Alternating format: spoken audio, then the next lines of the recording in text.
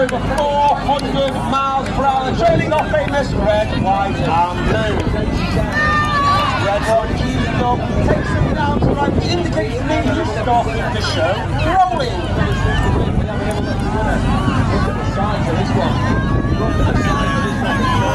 Red one gives the command. You'll see red 6 and 7 collapsing behind red one, followed by reds 89 to 4, our world famous number 9. The team is led by red one, second year, and the team leader is completely John Bond.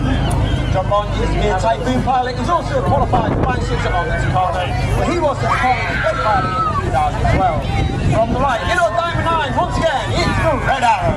As long as you give us 21, we will sell out today. On the right hand side of red 1 is red 2, Flight Lieutenant Rob Thomas. Rob is in his first year at the team. Uniquely, he was taken from training and made straight to an instructor on the Hawk Emerald 1 RAF Valley, before then completing his own training and joining the Typhoon Force, where he served on 3 squadrons on operations over Iraq and Syria, before then becoming an instructor on 29 squadrons, all based on RAF Valley.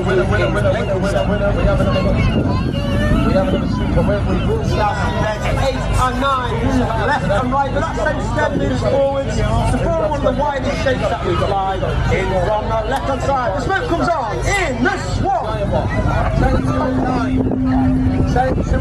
We have another lucky winner, the giant one. You like the giant one? 10 to 9. It's all good. Let's win the win.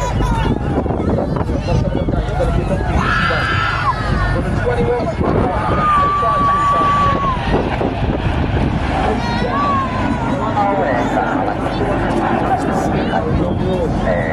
You hear those commands from red, they're almost robotic and monotone in his delivery, and that's because we fly our formation by ear rather than by eye.